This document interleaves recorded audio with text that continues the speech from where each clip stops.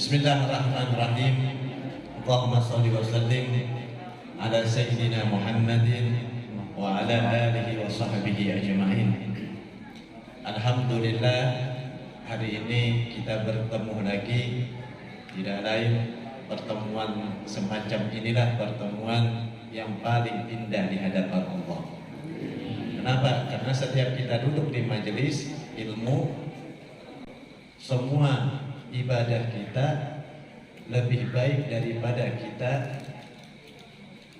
sholat 1000 tahun. Ada yang mengatakan 1 tahun. Kita lebih agung derajatnya. Kenapa? Setiap kita lewat, Allah memerintahkan para malaikat untuk turun ke bumi, untuk melebarkan sayapnya, untuk kita injak. Karena tariqan min talabul ilmi tariqan yaltamisu ilal jannah. Bahwasannya jalannya yang dituju oleh orang-orang yang menuntut ilmu itu adalah jalan yang menuju ke surga. Artinya mudah kita ingin mencari surga atas kemauan kita. Nah, hari ini 2 minggu yang lalu saya sudah bilang saya akan memberikan, karena sistem saya belajar bukan gurunya saja atau yang pengajar yang punya kitab, tapi dikarenakan di sini semua kurang memahami tentang bahasa Arab, bukan kada bisa, kurang. Makanya dari kurang itu lebih baik memakai bahasa Indonesia saja. Ada bahasa Arabnya, ada bahasa Indonesia. Kalau nggak salah bukunya itu ada 50. Yang belum dapat kebagian nanti bisa pesen lawan Joni atau lawan siapa, nanti berapa semua jumlahnya. Artinya tidak hanya pembiayaan transport aja, artinya biaya dari Jawa buku ini. Nah itu pengirimannya, paham? Nah yang misalnya, Bib saya ingin buku tapi saya nggak mampu, nggak apa-apa, silakan. Nah itu. Tapi sistem belajar di sini harus semuanya berpegang pada buku, yaitu Safinatun Najah. Nah, supaya apa? Supaya kita paham. Jangan kita belajar tapi kita nggak ada buku lagi, kita nanti pas pulang di rumah nanti lupa. Nah itu. Berapa lama biasanya orang mengajar di sini? 1 jam apa setengah jam? 2 jam. 2 jam.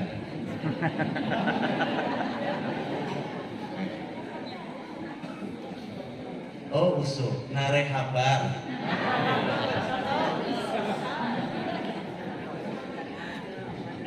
Amal nare habar. Bagus apa baik? Oh bagus. Nggak apa-apa, bagus. Mudahan bagus semua kehidupan kita.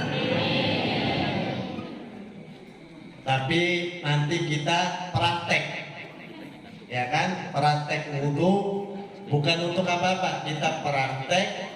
Kalau kita ada kekurangan ketika kita praktek bersama-sama, nggak ada rasa malu. Karena belajar jangan ada yang rasa malu. Ilal lahadi ilal mahadi, kata Rasulullah. Tuntutlah ilmu sampai kau keluar dari tempat dilahirkan ibumu sampai ke liang lahat. Nah itu. Sekarang silakan dibagikan kitabnya, ya kan? Nah itu.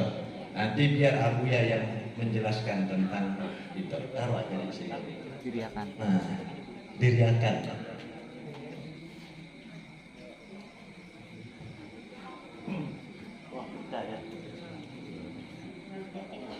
Abuya ada yang pecah itu Abuya. Itu pecah Abuya.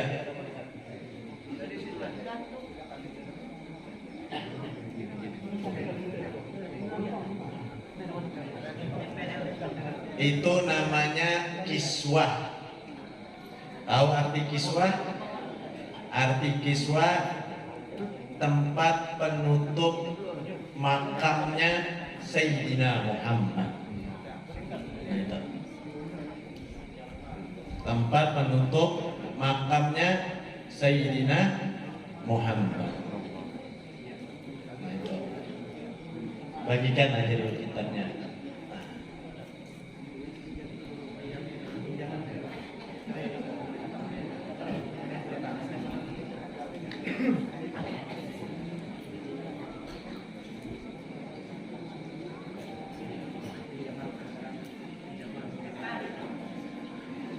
Yang bebiniannya juga separuhnya dibagikan ke bebinian. Nah, kesian.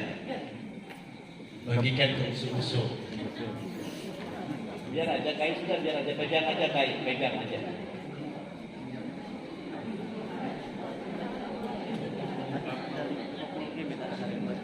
Perempuan juga dibagikan, jangan semua kelelakian, perempuannya juga.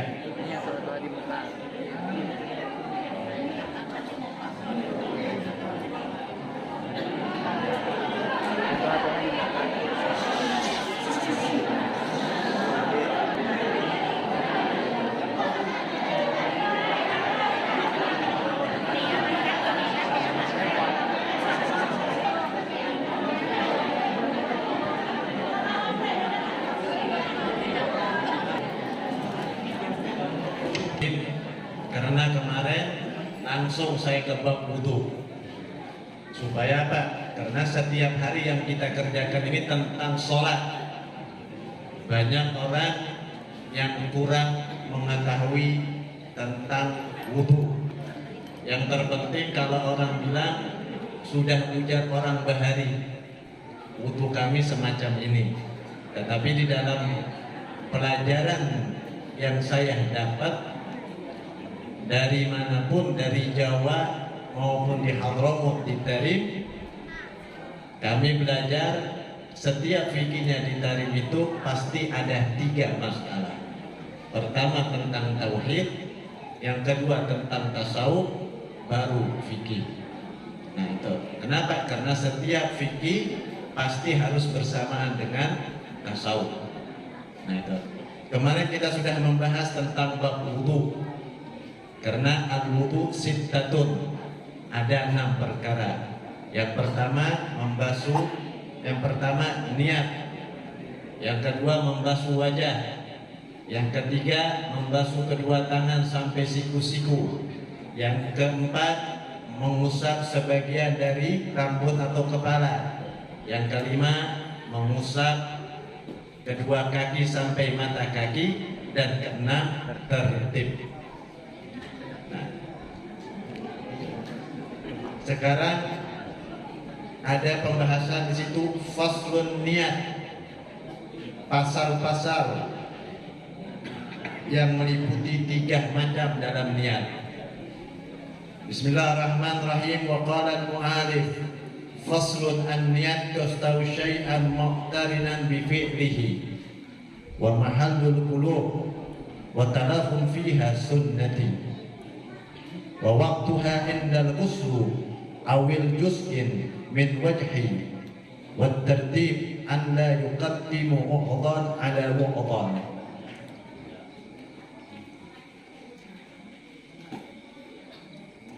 Niat yaitu hakikatnya tempatnya niat membersihkan, waktunya menjelaskan makna tertib.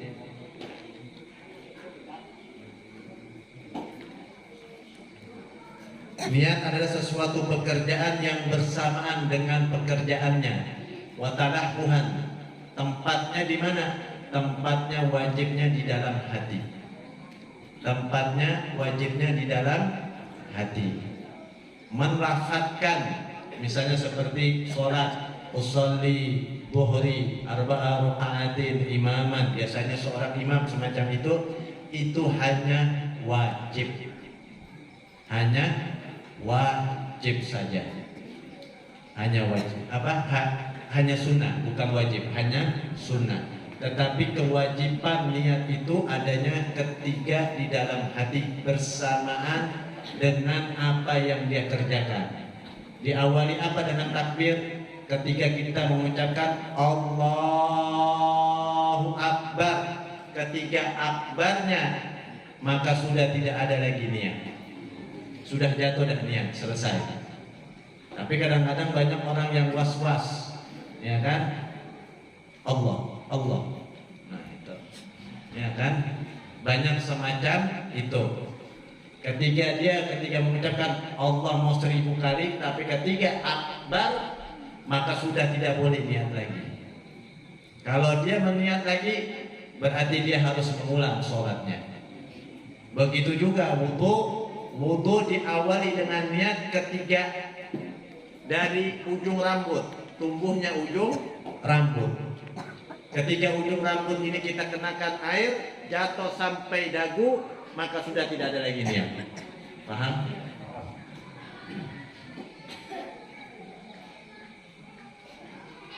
Paham, Bang? Belum. Usul belum. Bapak paman sekarang melakukan wudu. Ketika dia melakukan wudu, mengangkat tangannya ingin menempelkan wudunya. Ketika air sudah nempel di sini, maka di situ timbullah niat. Timbulnya niat. Tapi ketika sudah jatuh ke dagu, berarti sudah jatuh niat itu, tidak boleh lagi niat. Hah? Memang seperti itu, Pak. Sekarang kalau mau 3 kali niatnya orang itu tidak boleh. Niat itu harus bersamaan dengan pekerjaan. Lain kalau sampean puasa, niat puasa di malam hari bisa, tapi dilakukan di waktu sahur jam 3, jam 4. Mau niat jam 11 bisa. Mau niat saya niat puasa Ramadan 1 bulan penuh, boleh. Nggak usah lagi niat di hari pertama, di hari kedua. Kenapa? Karena sampean sudah melakukan niat. Tetapi dalam hukum 2 saja yang harus bersamaan dengan pekerjaannya, dengan niat. Apa? Salat, wudu, dengan mandi janabah 3. Nah itu harus ada persamaannya. Mandi janabah, mandi jenazah, atau mandi setelah kita berhubungan intim atau yang lain-lain, itu harus bersamaan dengan kita mengangkat gayung, kita tempelkan air, cur, sudah jatuh ke satu tubuh, tidak boleh lagi niat. Paham, Pak? Artinya begini, sampean ngambil air, ketika sampean meletakkan air sudah di sini, maka di sini timbullah niat. Nawaitul wudu tahara lillahi ta'ala. Saya niat wudu untuk mensucikan diri, atau saya niat wudu untuk melakukan sholat karena Allah. Nggak bisa bahasa Arab, bahasa Indonesia. Ketika sudah timbul di sini niat sudah, baru kita usap sampai di sini, maka sudah tidak boleh lagi niat yang kedua. Nah itu. Tahu-tahu dia mau, oh saya lupa, atau ngambil air kedua dia niat, maka batal wudunya. Kenapa? Berarti dia tidak bersama dengan pekerjaan yang pertama. Paham, Pak? Paham usul-usul? Nah.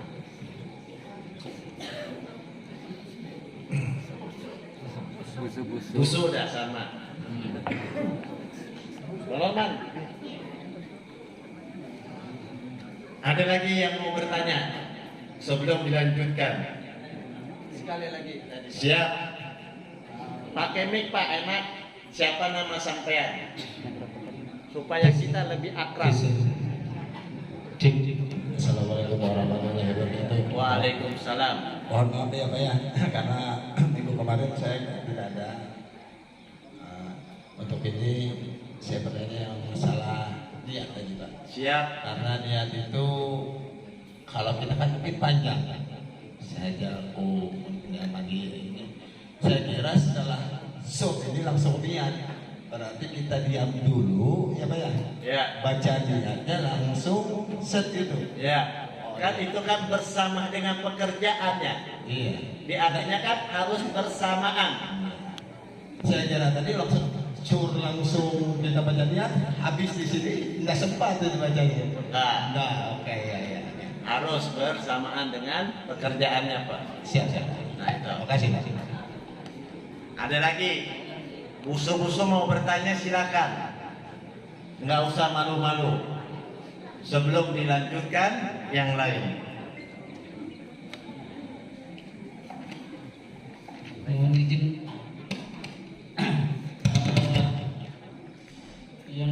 dimaksudkan tidak melakukan niat, apakah boleh kalau seandainya kita niatnya ini kalau kita mengambil air dari keran, kita sebelum melakukan membasuh muka, bolehkah kita niatnya pada saat air itu turun, kalau kita tampung seperti ini, kita lakukan niat, setelah selesai niat lalu kita usap muka. Bolehkah demikian? Disunahkan itu Pak, tapi awalnya timbul di waktu pian pekerjaan pertama, di waktu mengusap wajah. Artinya ini air, nanti saya praktekkan ya, nanti saya praktekkan ya kan, nanti saya praktekkan supaya kita enak.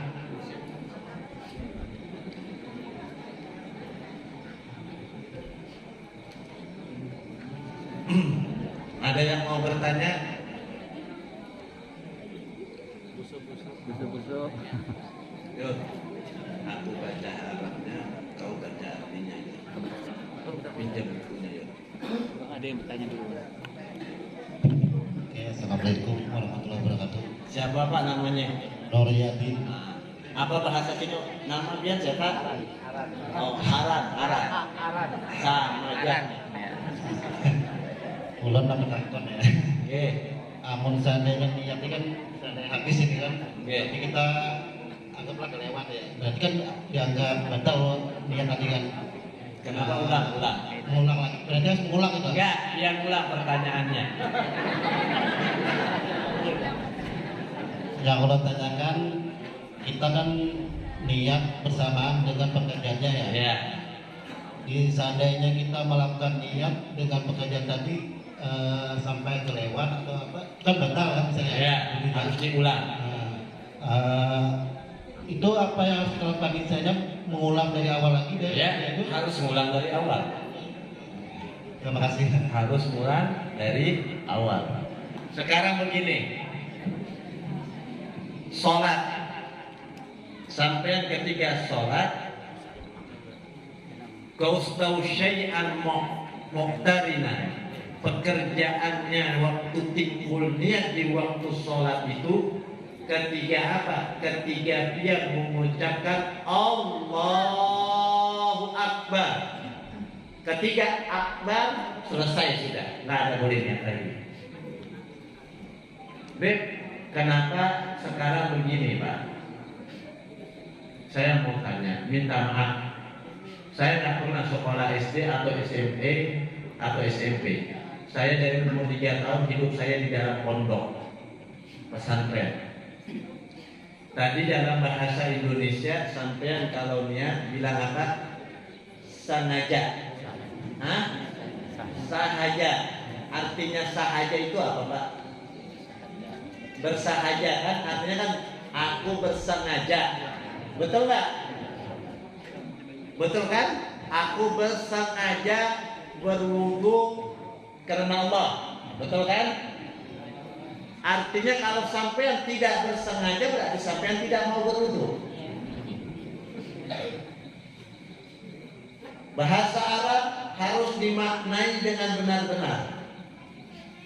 Seperti usalli fardhu dhuhri arba'a raka'atin ma'muman atau imaman.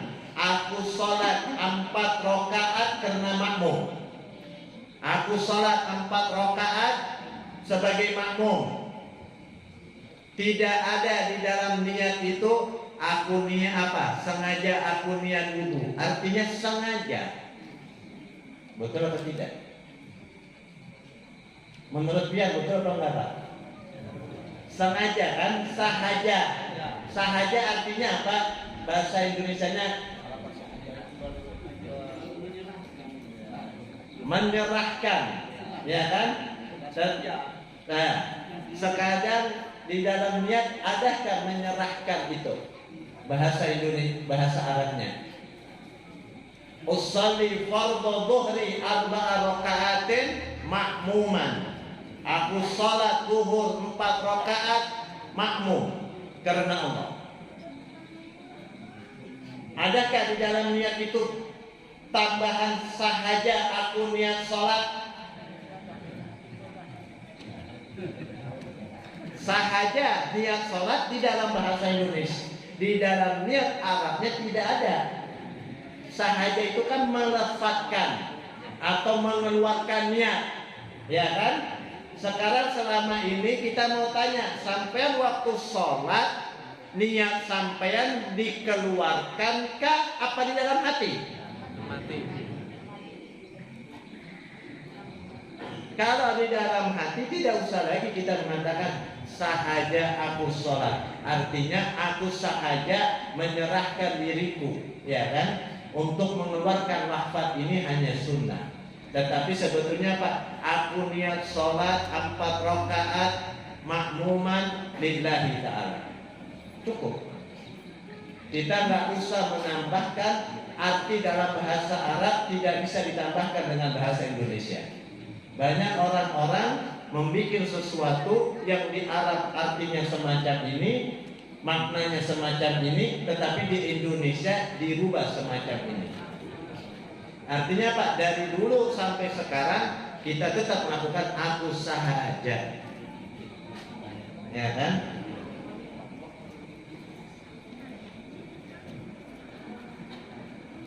Kalau sampai yang usolli fardhu dhuhri, aku niat sholat zuhur 4 rakaat karena Allah, selesai.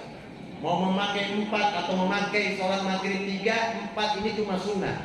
Usolli dhuhri makmuman lillahi ta'ala, selesai.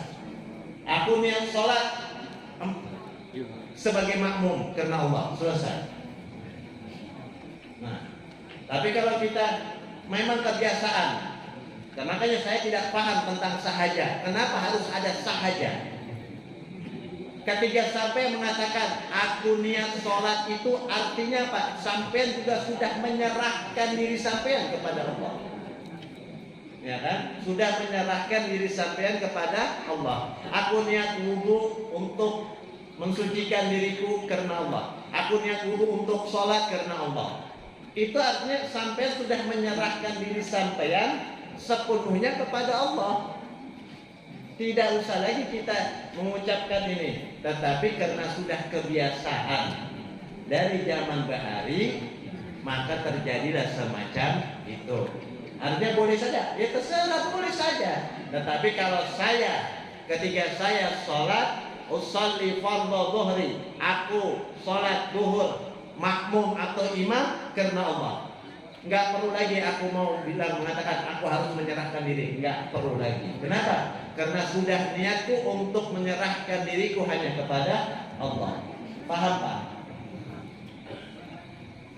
Nah itu. Kalau dia mengatakan sahaja, kalau kita mau melihat masih tanggung-tanggung, ya kan? Dalam sholat kita juga mengatakan wa mahyaya wa mamati lillahi rabbil alamin. Hidupku, matiku hanya untuk Allah. Sudah, nggak usah lagi mengatakan kita mau menyerahkan diri kita kepada Allah, nggak usah. Niat takbiratul ihram, doanya takbiratul ihram toh. Wa nusuki wa mahyaya wa mamati lillahi rabbil alamin. Hidupku, matiku hanya untuk Allah. Selesai. Nggak usah lagi. Di wudu juga ketika kita setelah wudu disunahkan apa? Untuk membaca doa. Allahumma ja'alna tahiran. Ya Allah, jadikanlah wudu ini menjadikan suci bagi diriku. Karena banyak doa-doa tentang wudu. Allahumma ja'alna tahiran fi qalbi. Ya Allah, jadikanlah suci untuk hatiku. Allahumma ja'alna nuran fil wajhi. Ya Allah, jadikanlah cahaya di mukaku. Bi barakati wudu, tentang berkatnya wudu, banyak doanya. Nah itu. Tapi selama ini kita hanya diajarkan hanya satu doa, ya kan? Sedangkan doa tentang wudu ini banyak. Doa di waktu kita berwudu di wajah ada. Doa ketika kita membasuh kedua tangan kita ada. Ketika kita mengusap sebagian rambut kita, doanya ada. Ketika kita membersihkan telinga kita Sunnahnya untuk membersihkan telinga ini, doanya ada. Ketika kita mengusap mata kaki kita sampai mata kaki, doanya juga ada. Tetapi selama ini yang kita tahu ya doa yang apa sudah kita lakukan dari orang-orang bahari. Karena setiap apapun harus ada pembaruan. Tidak ada yang salah orang bahari, para jamaah. Ajaran mereka tidak salah. Tetapi ketika kita sesudah mereka ini, pemahaman kita tidak bakal sama dengan orang bahari. Tidak akan sama. Makanya di dalam Islam ini setiap apapun ada pembaruan, tetapi tetap pelajarannya sama. Makanya kita pahami pelajaran buku yang saya berikan ini untuk memahami betul-betul yang ada bahasa Indonesianya. Paham Bapak-bapak? Saya enggak bertentangan sampai mau bilang sahaja boleh, mau tidak boleh. Tapi bagi saya, ketika saya berwudu, saya tidak perlu lagi untuk mengucapkan sahaja. Kenapa? Karena saya niat sudah menyerahkan diri saya kepada Allah. Robert, kayak apa niatnya? Niatnya seperti tadi, saya sholat 4 rakaat, saya wudu untuk membersihkan, untuk melakukan sholat karena Allah selesai. Mau bahasa Indonesia silakan, mau bahasa apa orang ini berkumpai silakan, silakan. Tidak apa-apa, tidak apa-apa, diperbolehkan saja. Paham? Diperbolehkan saja. Tapi kalau tadi saya ditanya, Habib memakai sahaja, saya tidak memakai sahaja. Kenapa? Karena saya sudah menyerahkan diri saya kepada Allah dan Rasulnya. Selesai. Yang mau pakai silakan, tidak mengurangi juga. Tapi karena sudah adat istiadat, ya kan? Kadang-kadang adat ini bisa salah di dalam agama. Adat bisa salah dalam agama. Maaf, beribu-ribu maaf. Ya, sebelum kita melanjutkan ini, saya puluhan orang yang sudah saya masukkan ke liang lahat. Masuk ke daerah sini berbeda, bingung. Loh, kenapa nih mayit dimasukkan? Kenapa harus diazankan di alam di kuburnya, di liang lahatnya? Saya bilang waktu kamu lahir diazankannya di waktu kamu tidur, apa ayahmu yang menggendong? Digendong dan ditaruh di kuping. Ya sudah, begitu juga dia kalau mati. Kalau dia mati harus diazankan di kupingnya. Tapi kebanyakan orang ada yang di atas kubur, ya kan? Kau datang seperti itu, kembalinya juga seperti itu. Makanya, alhamdulillah di Tanjung ini sekarang mereka mulai yang tadi mengikuti orang bahari. Nah, sekarang mereka sudah mulai. Setiap orang yang mati pasti memanggil guru Pak. Nah, itu tukang pemandian mayitnya. Sini guru sini. Sini guru. Bang Norman, angkat Bang Norman. Sini. Joni. Oke.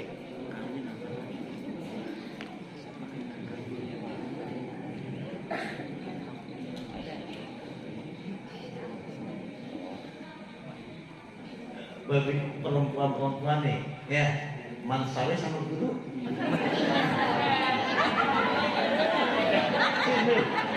Sini guru. Bang Norman, gendong. Sini guru.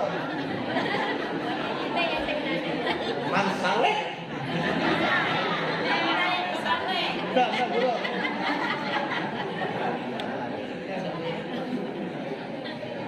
Paham Pak? Kadang-kadang orang minta maaf, beribu-ribu maaf. Nanti fikih ini sampai di bab mayit, kita pun akan praktek.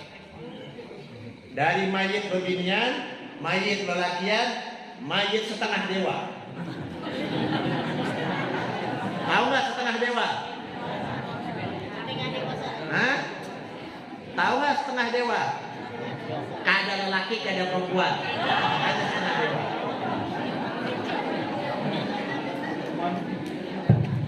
Saya pernah ketemu Dorce. Ditanya sama Dorce, Habib, saya kalau mati hukumnya apa? Saya bilang, kamu hukumnya harus dikafankan beginian, tidak boleh lelaki.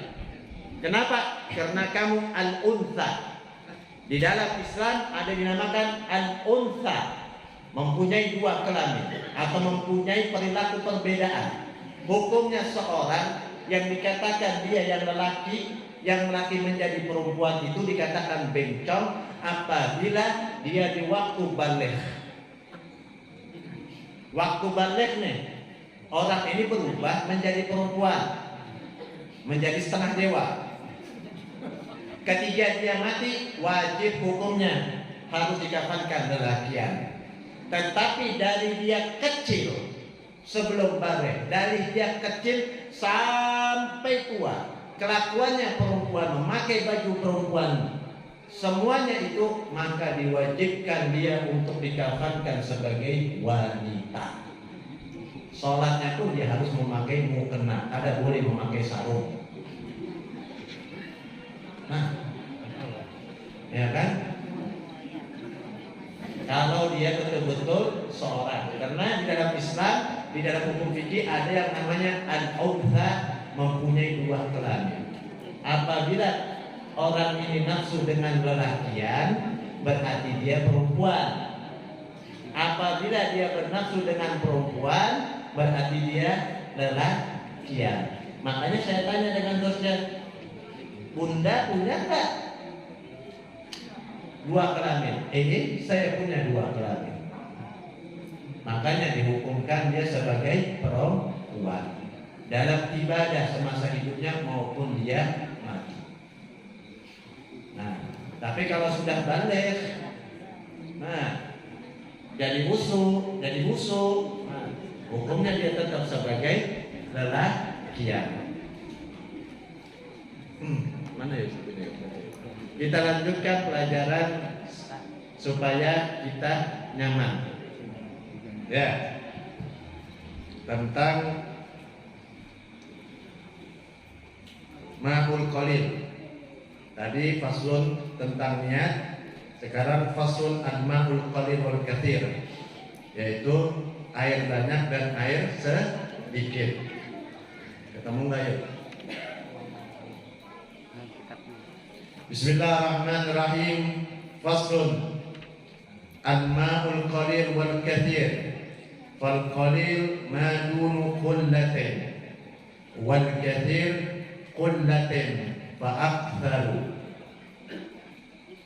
Ketemu nggak ya? Baca kan di situ ada. Faslun ma'ul qalil. Oh iya. Oh, qalil. Katsirun. Ya. Air terbagi menjadi dua, yaitu air yang sedikit dan air yang banyak. Satu, air yang sedikit adalah air yang tidak sampai 2 kullah. Dua, air yang banyak adalah air yang mencapai 2 kullah atau lebih. Tahu 2 kullah? 2 kullah itu 500 liter. 500 liter. Kira-kira mencapai 500 liter atau kira-kira mencapai sampai 562 liter. Nah itu. Atau panjang embernya 60 cm panjangnya. Semacam bak, semacam ini. Air yang kurang dari 2 kolak tidak semacam ini. Tidak melebihi dari 500 liter. Nah itu yang dinamakan air yang kurang dari air 2 kolak atau air katsir, air yang banyak. Ketika kita berwudu, sampai berwudu kurang airnya dari 2 kolak, atau airnya setelah kita berwudu jatuh air itu ke dalam ember itu, ember yang kecil semacam itu, maka dinamakan tidak boleh lagi untuk dipakai wudu. Tidak boleh pakai air wudu. Kenapa? Karena sudah menjadi mustakmal. karena tercepat air yang sampean pakai. Supaya air wudhu itu nggak menjadi mustakmal, taruh ember maupun segelas begini pun bisa untuk berwudhu. Untuk segelas semacam ini pun untuk berwudhu bisa. Kenapa? Karena wudhu sekali saja, wajibnya 2 kali, 3 kali itu hanya sunnah. Kalau sekali mungkin cukup. Nah itu. Kalau airnya kurang dari 2 kolah, nggak bisa untuk memakai wudhu ketika air yang bekas kita wudhu atau bekas sebagian jasad kita ini, tubuh kita ini jatuh ke dalam air itu, tidak diperbolehkan. Tapi ada ember, tapi ada keran dibuka, jatuh di keran yang kecil, embernya kecil, tapi airnya itu mengalir terus. Kita wudhu di atas ember, apakah boleh? Boleh.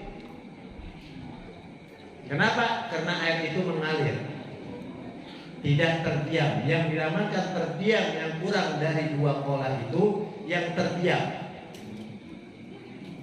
Paham? Kalau yang banyak, mau banyak bagaimanapun, yang penting air itu mengalir. Lebih dari 500 meter atau 500 penuhnya. Kan ada 1000 meter, apa tuh? 1000 liter, 500 liter. Kalau 1000 liter sudah lebih dari 2 kolah. 500 liter atau 566 itu sudah kira-kira sudah 2 kolah. Nah, kalau kurang dari itu, airnya sudah 500 lebih, kita berwudu, tapi nggak mengalir, terdiam, tapi airnya penuh, banyak, maka dinamakan boleh saja, sah hukumnya. Paham? Tapi yang maksudnya di sini kayak apa? Airnya harus penuh, harus penuh. Kalau airnya sedikit maupun dia tinggi 500 liter tempat airnya, tapi airnya kurang dari segitu, maka dinamakan tetap mustakmal. Bukan tempatnya yang dinamakan loh. Airnya itu 500 liter, bukan tempatnya. Bukan tempatnya. Tapi air itu full, penuh 500 liter. Tapi dia punya tempat minum atau tempat penampungan air 1000 liter, tapi airnya itu segini. Nah, tinggal dikit. Masuk ke dalam, dia buka keran, dia masuk ke dalam. Karena airnya sudah nggak mengalir, dia buka keran, dia berwudu di situ, atau dia tampung air, atau dia masuk ke dalam tong itu, maka dinamakan mustakmal. Bukan tempatnya, airnya yang dihitung. Paham? Penampungannya 500 liter. Nah, itu. Ada lagi yang mau bertanya?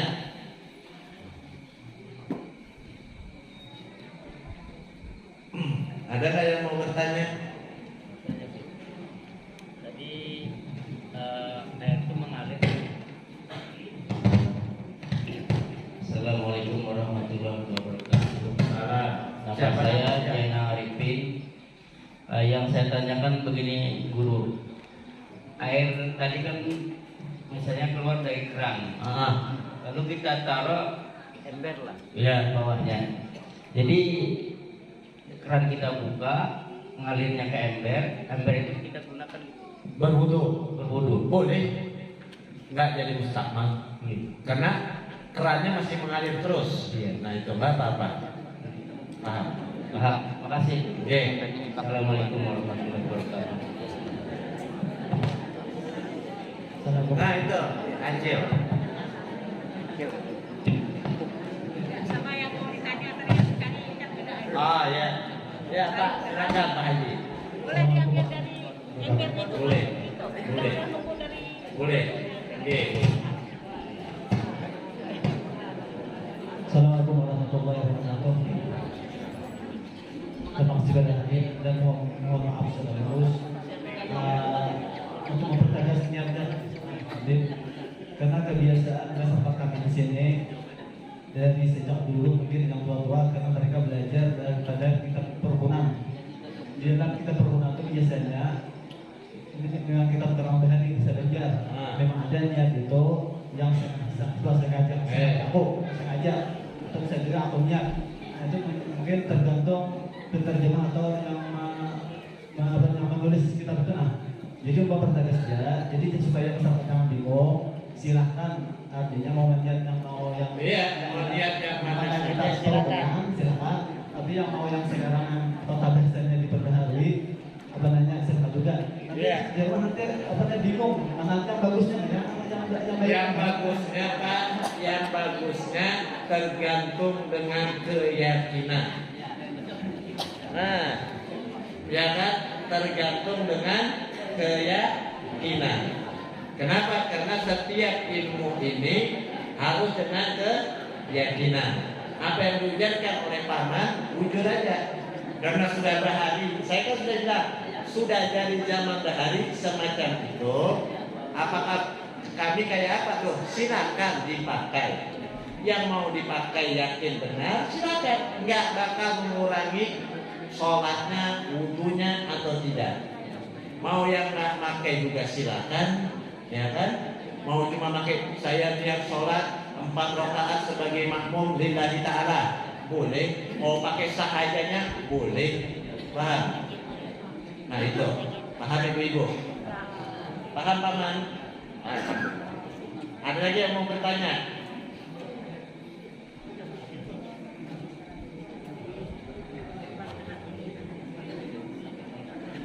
Ada yang bertanya. Abahnya Bang Jari.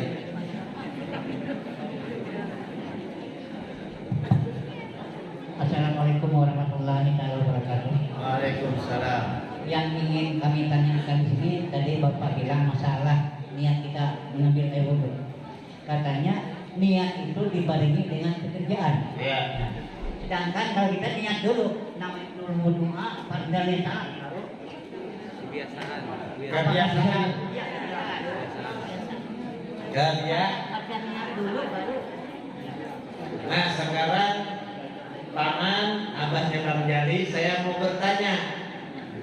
Di dalam niat, dalam kitab fikih, dimanapun fikihnya, mau mazhab Syafi'i, Maliki, Hambali, harus bersamaan. Artinya tidak boleh dipisahkan. Betul apa tidak? Harus bersamaan. Ketika dia mengambil air wudhu, nawaitu wudhu lillahi ta'ala, baru berwudhu. Ya kan? Itu bersamaan gak dengan niat? Bersamaan gak dengan pekerjaan? Tidak bersamaan. Ketika bersamaannya kayak apa? Ketika kita mengambil air, ketika niat itu kita letakkan tangan di atas sini, maka timbullah niat. Saya niat wudhu karena Allah. Itu artinya bersamaan dengan pekerjaan. Paham? Lain kalau dia mazhab Imam Malik. Kalau mazhab Imam Malik, sampai yang baru jalan saya mau niat wudhu, tidak usah lagi dia niat waktu wudhu. Nah itu paman. Tapi kalau dia tadi yang sampean bilang, kami biasanya cuci tangan, wudhu, habis itu baru kami mengusap wajah. Cuci tangan atau kumur-kumur itu sunnah, tidak ada niatnya. Hanya sunnah. Tetapi timbulnya niat ketika sampai meletakkan tangan ini di ujung rambut. Ketika air itu jatuh, maka selesailah niat itu. Tidak ada lagi niatnya. Paham paman? Mudah-mudahan ada perubahan. Ya kan? Terus kayak apa pekerjaan yang dulu kami? Gak ada apa-apa. Gak ada apa-apa. Karena kada tahu. Makanya bertanya. Kalau tentang ilmu ini wajib bertanya. Paham? Ada lagi yang mau bertanya? Oh, silakan. Assalamualaikum warahmatullahi wabarakatuh. Di sini perlu meneruskan untuk pertanyaan saudara Lina Arifin bahwasanya ketika berwudu kerannya hidup, kemudian di bawahnya ember atau biskom gitu. Nah, kemudian berwudu di ember itu, pertanyaannya apakah embernya itu hibah? Tapi kalau yang kurang maka itu mustakmal hukumnya. Ini kan keran, terus keran, lalu embernya ketika berwudu di ember, ternyata di embernya itu belum penuh. Nah, belum penuh. Ya belum penuh. Belum penuh. Makanya tadi saya bilang yang 500 liter, termasuk yang 500 liter sampai punya penampungan air, tapi airnya itu kurang dari 500 liter, sama kayak ember. Yang dinamakan ember itu, dia kan cuma Pak Adinabidin nanyakan bagaimana berwudu di dalam air keran yang terbuka di dalam ember, betul tidak? Boleh saja. Tetapi kalau ember itu airnya tidak penuh seember atau tidak buber, apa orang sini? Terbuang. Mamurai. Ya. Maka kurang dari itu atau sedikit aja, maka air itu ketika jatuh ke ember itu tidak boleh untuk berwudu lagi. Tapi harus di bawah keran. Ada keran, dia mengalirkan. Paham? Misalnya begini, sampai berwudu di dalam ember, kayak orang-orang Jawa ada itu di Jawa di dalam ember, tetapi airnya ini mengalir terus sampai ember ini penuh. Nah, tapi kalau kurang dari itu, ya nggak boleh sampai berwudu di situ. Tetap dinamakan mustakmal, maupun airnya itu mengalir dibuang ke situ. Nah itu, paham paman? Paham guru? Sawe guru. Sawe guru. Ada lagi yang mau bertanya?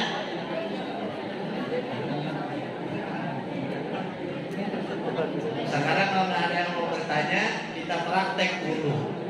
Ya, artinya praktek wudu, yang mana wudu ini diajarkan oleh guru kami Sayyidina Habib Umar bin Habib. Terus sampai kepada gurunya sampai kepada Sayyidina Wujud.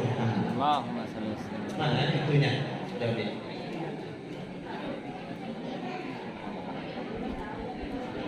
biar Pak Hari yang mengangkat. Guru ada bisa tangkir hari ini pakai betul. Nah, di Hongkong di situ ada ya. Ada usah pakai tangkir, pakai itu.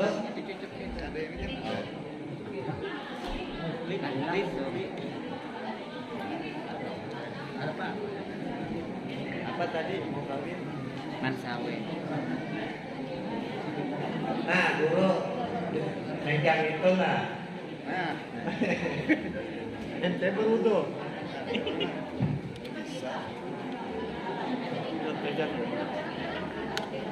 Kita contohkan.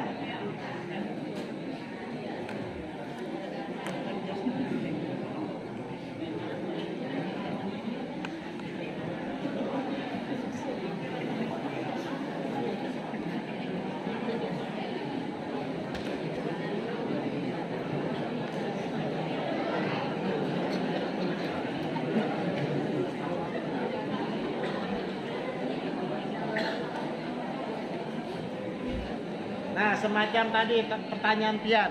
Ini ember kosong. Ya, ember kosong.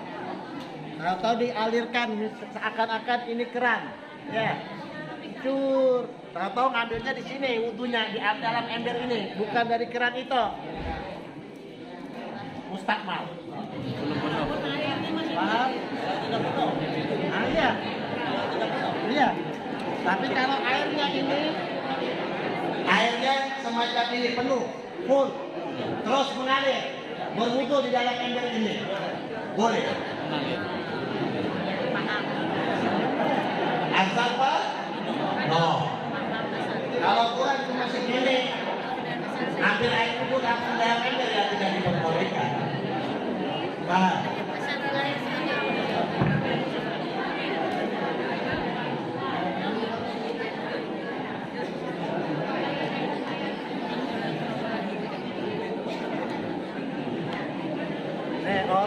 kadang-kadang mengusap hidung. Jangan kada usah ribut itu ya. Orang biasanya umur pakai tangan dua, ya kan? Memakai tangan dua. Kita ikuti dengan apa yang pernah dilakukan oleh Sayyidul Wujud Muhammad. Biasa orang umur, ya kan, baru masukin hidung air. Betul apa tidak? Ini caranya praktis satu kali tapi mendapat dua pekerjaan. Satu kali tapi mendapat dua pekerjaan. Dapat dua-duanya. Kita sudah kebiasaan kita sebelum kita berwudu ataupun ada cincin kan, ya kita harus melepas cincin itu. Takutnya apa? Cincinnya keras atau tidak masuk ke dalam air. Paham?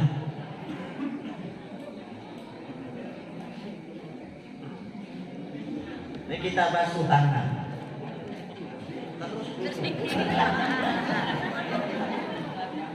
Ini kita basuh tangan. Nah, ini sekarang kita kumur, caranya kumur semacam ini.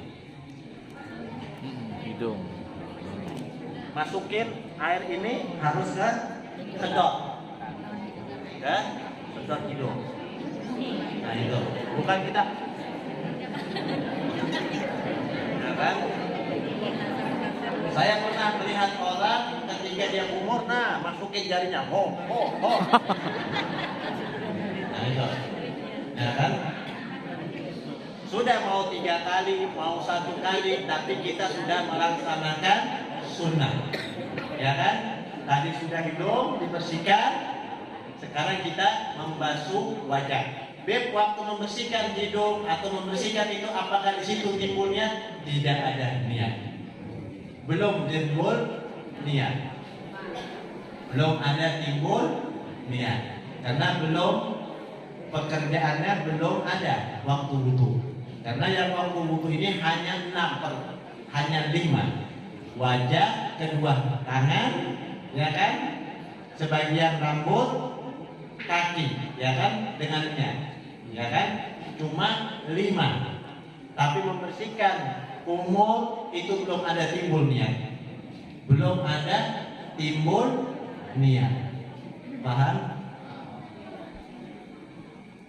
Nah, timbul niatnya di mana? Ketika kita meletakkan air di wajah kita. Nah, ketika begini, maka disitulah jatuhnya niat. Jatuhnya niat. Ketika kita sudah taruh di sini air, maka disitulah jatuhnya niat. Paham? Tolong dulu dilapatkan sampai praktek niatnya dulu. Niatnya nggak usah panjang-panjang, yang praktis tapi aman, ya kan? Nawaitul wudu tahara lillahi ta'ala. Saya niat wudu untuk mensucikan diri karena Allah. Paham? Nah itu. Terus apa? Yang ketiga apa? Membasuh tangan. Harus membasuh tangannya semacam ini. Ini jari ini harus nempel di sini. Karena kenapa? Nanti ujungnya jempol ketemu dengan jempol. Baru kita bersihkan jari-jari kita. Paham? Nah, sekarang membersihkan apa? Air ke bagian kepala kita. Misalnya kita mau begini aja, boleh. Mau begini aja, boleh. Tetapi kita ingin melakukan sunnahnya Nabi. Kayak apa sunnahnya Nabi? Bukan air ketika buka langsung kan ada orang semacam itu. Sunnahnya Nabi kayak apa? Ini air harus kayak gini. Ini harus ditaruh kayak gini. Dibalik. Dibalik. Paham? Sekarang sudah rambut sudah rambut, maka yang di belakang ini disunahkan untuk diusap. dengan air. Sekarang kita apa? Membersihkan telinga kita. Caranya kayak apa? Caranya ada 12 pembersihan telinga.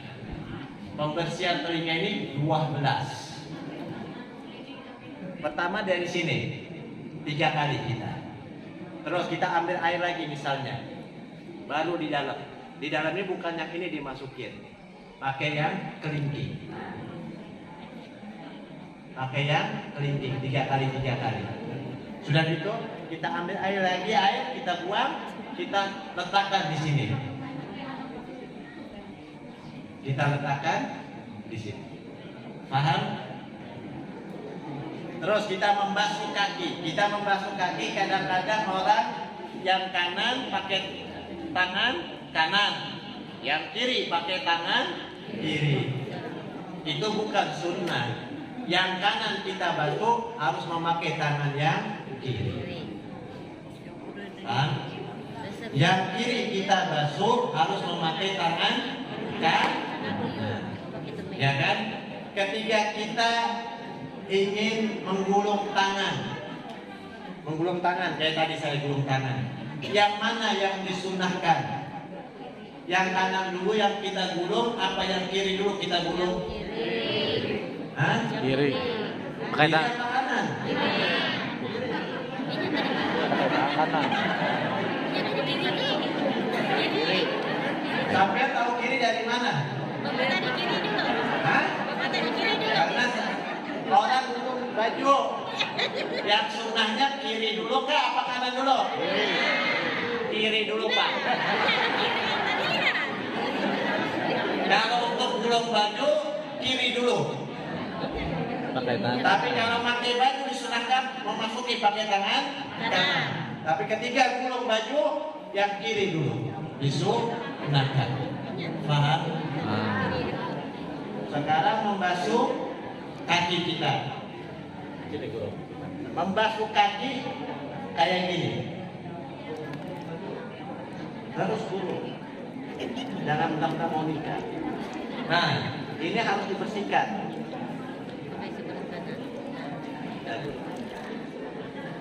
Baru yang kiri. Nah, semacam itu. Memang banyak basah, tapi kebanyakan orang maupun perempuan setelah basah ambil handuk dilap. Jangan lagi dilap. Kenapa? Karena wajahmu tidak akan mendapatkan cahaya dari air wudhu. Paham?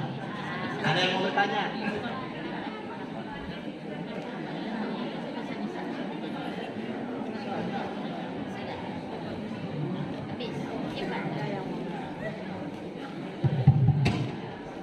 Assalamualaikum warahmatullahi wabarakatuh.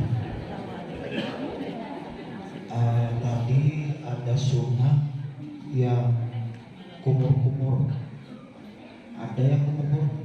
Ini Pak Ustadz, Pak Habib, kita nih tadi iba bawa makan, bawa makan singkong kan, karena asal banyak di sini, jadi pun tutup itu rasanya kayak waktu sembelih sedikit lagi, jadi paksa puas banyak lah itu. Nah kayak apa? Itu kan 3 kali dikumur. Artinya masukin air ini ke mulut, sekalian menyedot hidung. Disedot sedikit, jangan sedot langsung, sakit hidung dia. Mulut aja yang mancung aja sakit. Banyak nggak apa-apa. Yang mau kayak gini, mau tangan 2 atau mau tangan 1, kan apa-apa. Iya. Paham? Iya. Nah itu. Tapi kebiasaan kami di Hadramaut dari guru-guru kami ketika kumur mengambil pakai tangan 1 dimasukin di sini. Kenapa? Sekalian untuk membersihkan hidung. Paham kan? Ini kami kebiasaan di Meganti sini ada sungai. Jadi berwudunya di sungai. Di sungai. Nah di sungai tadi untuk mencuci kaki ini di air sungai. Iya, pacar kami itu dirempak. Ya. Rendang. Ya. Sampai sini Ya. Nah, lalu mencucinya bagaimana di dalam air itu harus mencuci kakinya di dalam air bagaimana? Maksudnya mengikat, mengusap itu. Iya. Kalau kita lihat di dalam ayat suci Al-Quran. Di dalam ayat suci Al-Quran itu artinya ya ayyuhalladzina amanu idza kuntum lis-shalat faghsilu wujuhakum wa aydiyakum ilal marafiq. Wamsahu. Arti wamsahu dalam bahasa Indonesia mengusap, bukan membasuh. Tetapi diberikan kekecualian untuk fikih membasuh. Tapi di dalam Al-Quran wamsahu wujuhakum, usaplah wajahku. Itu mengusap, bukan membasuh. Selama ini kita membasuh. Kenapa? Karena ambil air itu dibasuh wajah kita. Kalau kita diusap, air sudah di wajah, kita taruh. Artinya kayak gini, wamsahu, ini mengusap. Nah, ketika yang pian bilang ada air yang sampean masuk ke dalam sungai atau sampean basuh kayak gini, ada apa-apa? Atau sampean kada usah lagi membasuh, sampean taruh kayak gini air, bro, sampean angkat, boleh? Boleh, tapi syarat. Maaf, kebanyakan di sungai banyak yang kuning, ada apa enggak? Nah, sekarang begini Paman, ini ada sungai maupun besar. Pas besar ada penghalang kayu. Ada kadang-kadang sungai di Indonesia ini nggak mengalir terus, pasti banyak penghalang, ya kan? Atau penghalang kayu, lah. Tahu-tahu ada bangkai binatang. Ini penghalang. Yang sebelah sini, yang kanan tidak ada mengalir. Yang di sini stop, ada penghalang, ada bendungan. Tahu-tahu ada bangkai. Ini misal. Tahu-tahu diangkat ini bangkai, air itu tetap aja mengalir, tapi penghalangnya ada. Tahu-tahu orang berwudu di dalam situ harus dilihat. Maupun air itu sungai sebesar apapun harus dilihat. Begitu juga air yang luas kolam, 500 liter penuh airnya, cicak jatuh ke dalam penampungan air. Airnya sudah penuh. Tahu-tahu pas dicium air itu bau bangkai. Ada 3 ciri yang dikatakan air itu tidak boleh untuk disucikan. Pertama, warnanya, rasanya, dengan bau. Apabila salah satu aja rasanya berubah, berarti tidak diperbolehkan. Tidak diperbolehkan. Atau warnanya berubah, tidak diperbolehkan. Ya kan? Nah, harus dilihat sungainya. Ya ada, banyak tak kuning-kuning. Nah, kalau kuningnya bisa merubah air itu jadi bau, kada boleh dia butuh. Nah itu, ya kan? Paham Paman? Umpat lah, cuma umpat lalu permisi. Ada apa-apa asalkan jangan bau. Ada lagi yang mau bertanya? Oke, silakan. Nah itu yang di belakang. Dulu tadi. Siapa namanya? Hah? Oh kakaknya Bang Jali.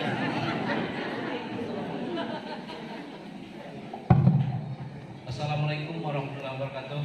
Waalaikumsalam. Di sini saya perkenalkan, nama saya Fitri Adi.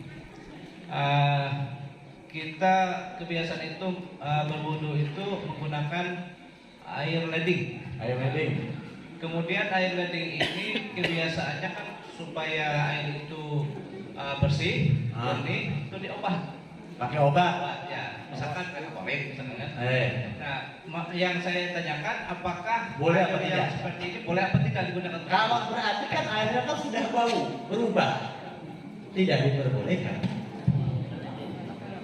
Berarti tidak boleh menggunakan air ledeng untuk berwudu. Iya, asalkan yang tadi sampai bilang, karena air ledeng itu kotor dicampur kaporit, ya ada keluar, tahu-tahu baunya berubah, bukan semacam air murni, ya kan? Nah itu, maka tidak diperbolehkan. Saya mau tanya, opini halal apa enggak? Halal. Suci apa tidak? Suci. Tapi kenapa tidak bisa mensucikan? Ada rasanya. Rasanya kopi pahit.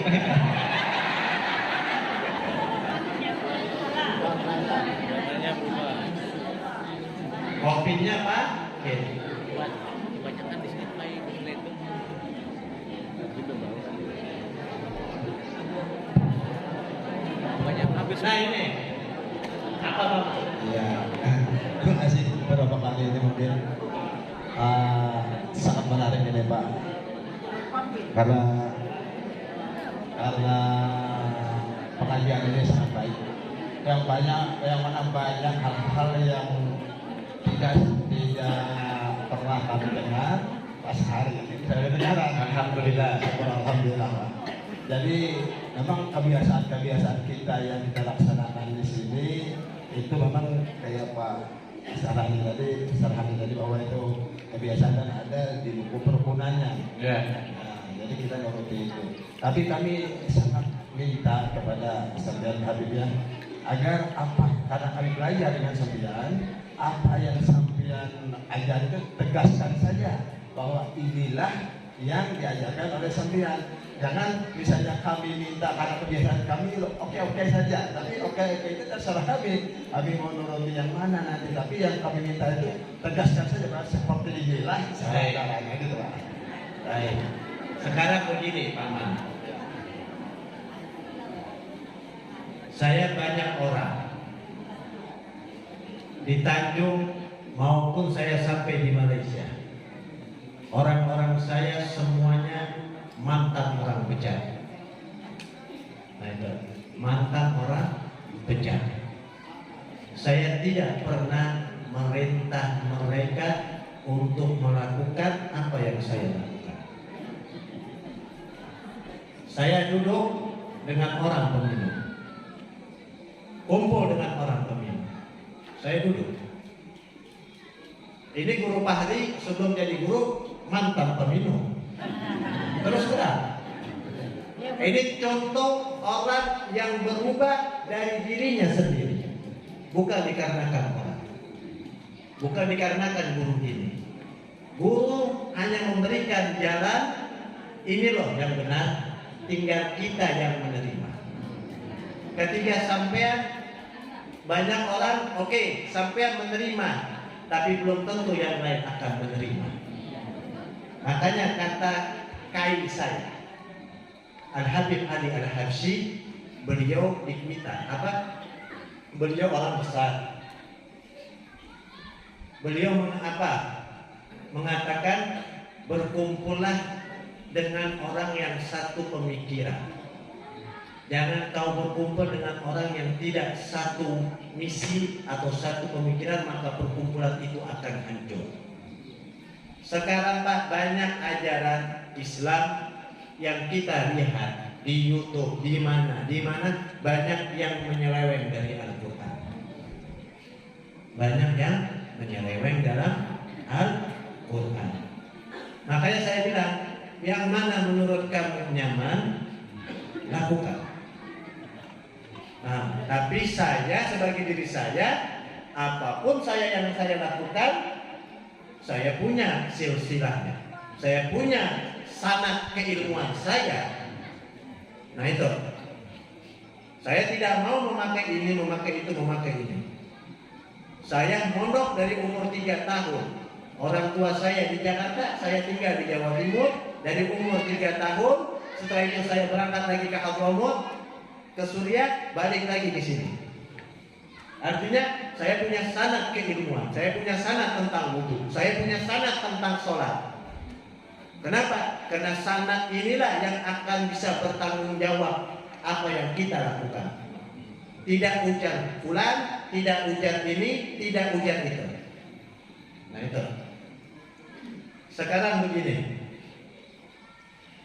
Sudah kita pembahasan wudhu tentang yang air banyak dengan air yang sedikit. Sekarang kita tutup, saya cuma mau tanya dengan Bapak, dengan Ibu.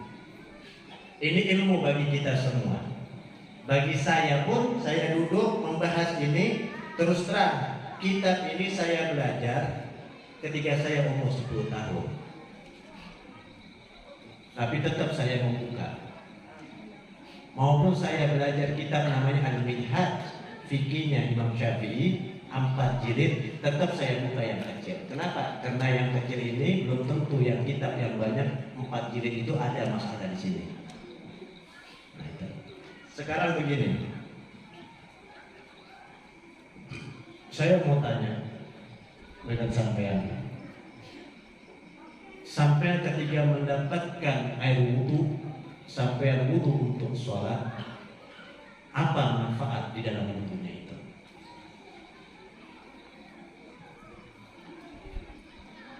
Apa yang dia dapatkan? Ketika dia membasuh 7 anggota sampean, apa yang sampean dapatkan?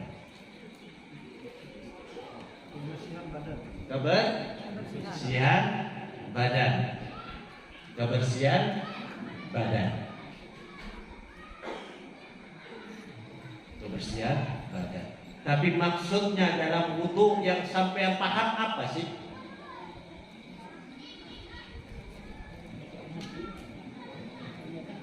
Mensucikan dari hadas. Mensucikan dari hadas. Mensucikan dari hadas yang kecil. Itu kan artinya wudhu. Tapi hakikatnya sampean, maksud dari wudhu, kenapa sholat itu harus berwudhu? Mensucikan diri saat kita menghadap Allah Ta'ala. Untuk mensucikan badan menghadap Allah Subhanahu wa Ta'ala. Apakah badan yang harus kita sucikan? Apakah hati yang harus kita sucikan? Selama ini yang kita lakukan apa? Badan. Hanya badan. Hati kita belum tentu kita bisa mensucikan dengan air wudhu itu. Karena kata Al-Imam Al-Ghazali di dalam Ihya Ulumuddin, al-wudhu'ul makna al-wudhu huwa yutahhirul qulub. Makna wudhu yang sebenar-benarnya wudhu adalah untuk membersihkan hatimu. Sampai membersihkan bukan untuk membersihkan, tapi untuk mensucikan wajah sampean, mata sampean yang setelah kita melihat kemaksiatan itu. Kita membersihkan, disunahkan membersihkan telinga kita untuk apa? Untuk mensucikan telinga kita yang mendengarkan omongan yang kada baik. Kita membersihkan mulut kita berkumur-kumur ini bukan untuk maknanya yang hakikatnya bukan untuk membersihkan makanan, untuk membersihkan dosa yang ada di dalam lisan kita ini. Kita membersihkan kedua tangan kita ini apa? Supaya kita disucikan tangan kita ini setelah kita memegang yang bukan muhrim, yang bukan milik kita haram ini, kita sucikan. Kenapa? Hanya 7 anggota, tapi kenapa mulut tidak bisa untuk dijadikan wudhu? Hanya disunahkan untuk umur. Kenapa? Karena 7 anggota inilah yang akan menjadi saksi untukmu di akhirat nanti. Kalau mulut terkunci sudah. Kenapa? Karena mulut ini bisa berbalik lisannya. Mulut ini banyak bohong. Mulut ini banyak bohong. Tapi kedua tangan ini tidak bisa akan bohong di akhirat, akan menjadi saksi. Mulut ini nggak bisa lagi sudah membantah. Apakah harus kita menghadap kepada Allah itu? Sekarang kita menghadap kepada Allah harus dalam keadaan berwudu. Kenapa yang di luar sampai yang sibukkan? Kenapa yang di dalam sampai yang tidak menyibukkan? Di mana hati sampai? Di mana hati kita? Kita mengatakan tadi Pak Paman bilang untuk menghadap kepada Allah kita harus dalam keadaan berwudu. Tapi ketika kita berwudu, ketika kita sholat, tapi hati kamu itu tahulah kamu sedang menghadap Allah Subhanahu Wa Taala. Tapi kenapa hati kamu ini menggerumbung, berpanjang, gelisah? Kenapa sebab? Artinya apa? Selama ini kita hanya menilai orang dari luar. Kita yakin apa yang kita kerjakan ini baik. Ada satu ibu-ibu, bapak-bapak, ada satu orang yang orang ini amalannya sedikit, sholat malamnya ini mungkin seumur hidup hanya 5 kali. Orang ini meninggal. Ketika orang ini meninggal, orang yang sedang memandikan ini, orang yang melihat ini mayit dibawa ke tempat pemandian, tukang memandikan ini bingung, heran. Kenapa si mayit ini tersenyum lebar? Apa ini amalan si mayit? Ketika dikafankan lagi si mayit ini, setelah dimandikan dikafankan, senyumannya ini tambah lebar sampai rahang giginya kelihatan.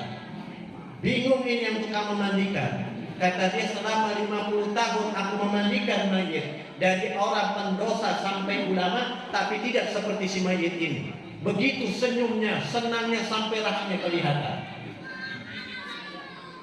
Akhirnya setelah mayit ini diantar ke liang lahat, dikuburkan, si tukang mandi ini berdoa sama Allah, ya Allah, berikan petunjuk kepadaku. Apa sebabnya orang ini tersenyum begitu bahagianya? Tahu-tahu sama Allah dikabulkan doanya. Ketika dikabulkan doanya sama Allah, yang tukang pemandian ini ketemu dengan si mayit. Loh, kau kan tadi yang mandi dia. Kata tukang pemandinya, aku mau tanya dengan kamu. Kamu waktu mati dibawa ke tempat pemandian, kau tersenyum. Tapi ketika selesai dimandikan dan dikafankan, kau tersenyum sampai rahangmu itu kelihatan. Apa sebabnya? Orang ini berkata, ada yang lucu, ada yang lucu. Aku terheran-heran, makanya aku terheran-heran nih, aku tertawa gembira. Kenapa? Waktu aku mati di alam barzah, aku kira amal baikku yang tentang sholat itu yang menyambut aku. Ternyata bukan. Aku kira itu amal baikku tentang puasa yang menyambut aku. Ternyata bukan. Aku kira hajiku, amal hajiku ketika aku menyambut aku ketika di mahsyar. Bukan. Di alam barzah, di alam kubur. Tahu aku kira puasaku, semua amal itu bukan yang tidak ada menyambutku. Tapi cuma satu amal yang menyambut aku. Di situ aku heran. Apa kata yang kita memandikan? Keledai. Keledai, binatang keledai yang menyambut aku, yang menolong aku di alam kubur itu, yang memberikan aku husnul khatimah, yang mati aku mendapatkan keridhaan dari Allah. Cuma apa? Keledai ini. Kenapa? Karena keledai ini waktu itu mau mati, aku berikan air itu kepada dia. Aku berikan airku kepada keledai ini supaya keledai ini minum. Dan itulah pahalaku yang terbesar dari seluruh amal. Bayangkan. Artinya sholat kita ini ketika kita ingin menghadap ke kiblat kepada Allah harus kita fana. Artinya matikan ego, matikan egoismu, matikan kesombonganmu. Semua kita menganggap aku nih yang melakukan sholat, aku yang sujud kepada Allah. Betul apa tidak? Betul. Ayo Pak, betul apa tidak Pak? Sampean yang begawi, kalau sampai mencari duit, ya kada? Menganggap diri sampean kada? Jujur kada? Tapi yang memberikan gawian itu Allahu a'ata wa Muhammadul yu'ti. Allah lah yang telah memberikan rezeki dan Nabi Muhammad inilah yang membagikan rezeki. Allah hanya memberikan, tetapi yang membagikan itu Nabi Muhammad. Sampai sholat tetap menganggap diri sampean yang sholat itu. Tidakkah sampean malu yang melakukan sujud pertama itu Nabi Muhammad? Kita ini hanya peniru. Hanya peniru. Bukan adakah kebaikan yang kita dari diri kita sendiri? Ada nggak? Ada. Oh. Semua yang kita lakukan ini karena Nabi Muhammad. Dan sampean sombong tentang sholat sampean. Sudah koreksi sholat sampean. Kenapa? As-sholatu anil fahsya'i wal munkar. Sholat itu mencegah dari kemungkaran, kefasikan, keburukan, apapun itu mencegah kita kalau kita melakukan sholat. Tapi selama ini ketika kita melakukan sholat berpuluh-puluh tahun, sudahkah mencegah kita tidak menggibah orang, tidak mengomongi orang? Sudah apa belum? Belum. Kalau belum, koreksi sholat kita. Ya kan? Belum. Koreksi sholatmu. Ketika kamu masih belum melakukan sholatmu benar-benar, jangan harap sholat itu akan mencegahmu untuk berbuat kejelekan. Nggak bakal. Tapi sholat yang benar mencegah keburukan itu, tidak ada simbol dirimu yang menganggap dirimu itu yang berkuasa. Hanya Allah dan Rasulnya yang berkuasa. Selama ini ada orang yang nggak sholat, kita hina. Ya kan? Orang nggak sholat kita hina. Saya bilang dengan orang-orang, ampun maaf, tapi perkataan saya ini diartikan yang sebenar-benarnya. Bukan saya melarang. Saya bilang, Beb, orang-orang nitip, saya nitip setiap hari ke masjid. Saya lihat orang-orang banyak yang nggak ke masjid, Beb. Jadi saya bilang, kenapa apa? Loh, Beb, kenapa nggak apa-apa? Saya bilang, orang yang datang ke masjid itu, yang masuk ke masjid itu, orang itu pasti orang buruk, nggak mungkin baik. Orang yang tidak mau masuk ke masjid, orang itu baik. Loh, Beb, berarti saya buruk. Saya bilang, pahami betul-betul perkataan saya. Masjid tempat baik, karena kau buruk, kau ingin mendapatkan kebaikan dalam masjid, makanya diperbaiki di dalam masjid. Orang yang nggak mau sholat ke masjid berjamaah itu orangnya baik sudah. Baik apanya? Saking sombongnya ada tahu lagi dengan yang sumber kebaikan yang ada di dalam masjid itu. Paham? Jangan nanti, Habib melarang kami setiap ke masjid pasti orang buruk. Bukan. Ya kan? Masjid karena tempat yang baik, datang ini pengen memperbaiki dirinya. Ya kan? Nah itu Pak, makanya jangan kita menganggap diri kita ini orang mulia. Saya tidak pernah menganggap diri saya dzurriyyatun Nabi Muhammad, keturunannya, enggak pernah. Saya tidak pernah. Boleh tanya murid-murid saya. Saya tidak pernah menganggap, maupun Bang Jari tahu, saya tidak pernah menganggap murid saya ini dzurriyyatun Nabi Muhammad. Saya anggap saya ini budak umatnya Nabi Muhammad, pembantunya umatnya Nabi Muhammad, bukan yang minta dibanggakan. Kami tidak pernah minta dibanggakan, karena kami sudah mendapatkan kebanggaan. Darah kami adalah darahnya Nabi Muhammad. Cukup bagi kami. Bukan kami yang meminta dibanggakan atau minta dicintai, bukan kami, tapi Allah lah yang menyuruh seluruh manusia ini. Qul la aslukum alaihi ajran illa al-mawaddah fil qurba di surat Al-Ashr. Katakanlah wahai Rasul kepada umatmu, aku tidak meminta upah apapun dari umatmu kecuali al-qurba, mencintai anak keturunan. Bukan kami, Allah yang meminta. Makanya kalau kalian ingin melakukan sesuatu yang baik, kenali sumber yang baiknya itu dulu. Kalau belum mengenal kepada sumber yang baik, tidak mungkin sampai akan mengenal kebaikan dan tidak mungkin sampai akan mendapatkan perubahan dalam hidup sampai. Banyaki salawat kepada Nabi Muhammad, karena salawat ini jalan keselamatan. Kenapa? Orang nih, misalnya nih, guru Fahri bersalawat sebesar-besarnya supaya dia dapat jodoh misalnya. Ya kan? Suaranya nyaman, nanti kita suruh dia membaca selawat. Kenapa saking nyamannya? Orang yang mati tidak mau lagi hidup. Orang nih guru Fahri berselawat, Allahumma sholli ala Muhammad wa ala ali Muhammad, sekeras-kerasnya nih, ya kan? Supaya dapat pujian dari orang-orang, tetap dapat pahala. Tetap dapat pahala.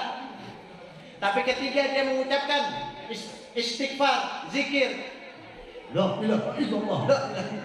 Bayangkan, loh, saya ini pernah duduk di tempat orang penzikiran. Saya pengen tahu. Ketika ada orang zikir, saya diundang, saya duduk di belakang, saya lihat. Pas tahlil, tahu-tahu nih orang yang mengucapkan la ilaha illallah, la ilaha illallah, lama-lama cepat. La ilaha illallah. Kan banyak kayak gitu. La ilaha illallah, la ilaha illallah.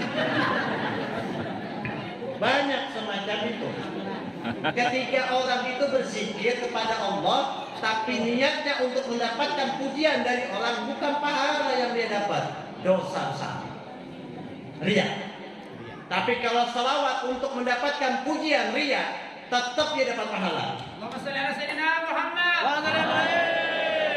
Orang itu guru Fahri sedang berselawat, yang tadi orang-orang membaca maulid, satu huruf maulid, satu huruf alif itu 10. Berapa yang dia baca? Ribuan malaikat, ribuan rahmat Allah turun kepada orang membaca maulid itu.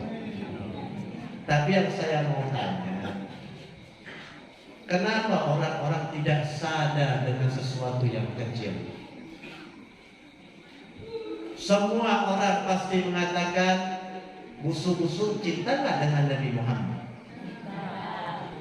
Anak-anak cinta nggak dengan Nabi Muhammad?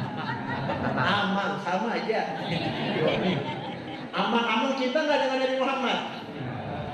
Tapi kenapa sampean tidak merasa sesuatu yang sampean katakan sampean cinta itu, tapi sampean menyakiti hati Nabi Muhammad? Buktinya, ketika ada orang membaca salawat atau membaca maulid kepada Nabi Muhammad, kita berbicara.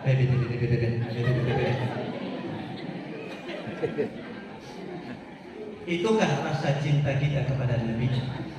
Itukah rasa kita menghormati Nabi Muhammad? Malaikat Jibril alaihi wassalam, pemimpin seluruh malaikat. Jibril ini kalau sedang mendengar nama Sayyidil Wujud Muhammad, kata Jibril, lamma sami'tu ismuhu Muhammad fasajudu Jibril alaihi wassalam. Ketika Jibril mendengar nama-nama Nabi Muhammad, maka Jibril itu langsung sujud kepada Allah Subhanahu wa taala untuk memuji kepada Nabi Muhammad. Dan Jibril ini tidak pernah melihat wajahnya Nabi Muhammad.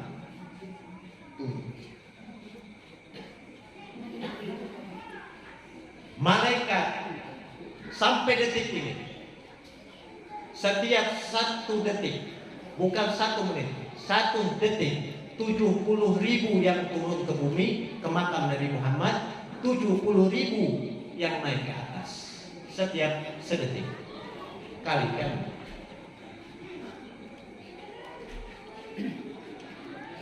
Tapi kita sebagai umat, ketika ada orang sedang memuji Nabi Muhammad, sibuk dengan pandiran, sibuk dengan ghibah, itukah yang dinamakan Anda hormat dengan Nabi Muhammad?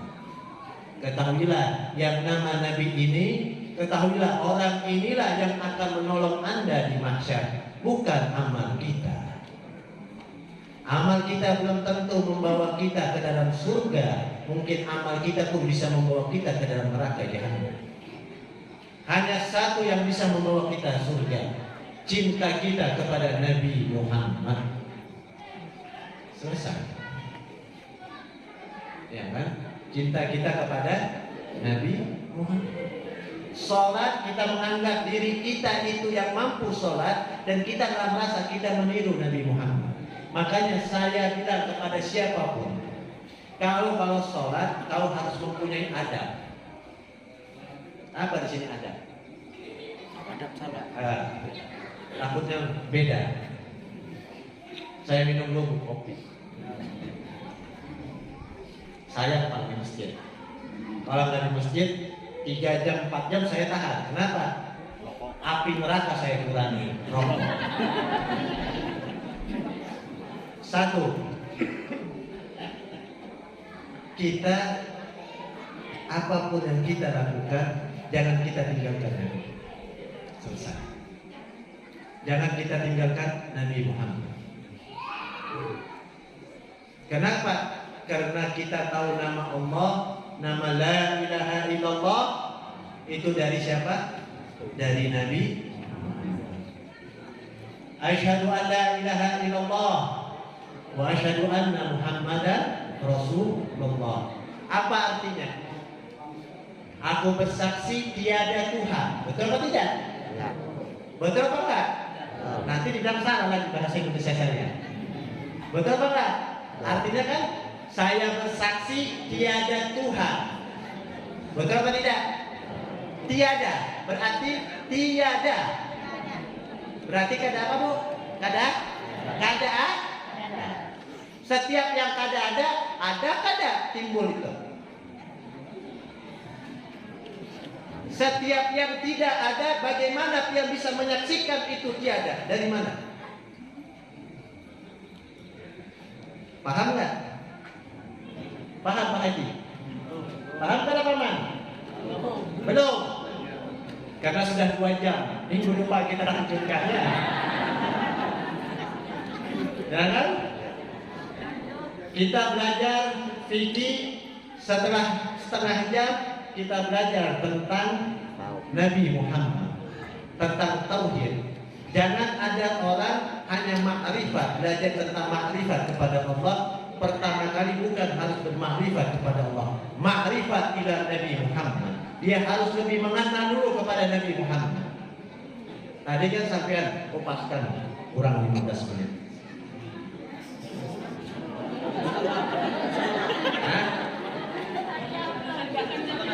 Ada. Di belakang belum kan? Belakang belum setengah jam lagi. Belakang setengah jam lagi. Tadi setengah 8 kita mulai. Setengah 9, setengah 10 sudah lebih dari ini. Apa? Tapi 2 jam ketemu hari ini. Ada apa-apa. 2 jam kasih itu. Ada apa-apa. Kita 2 jam kan?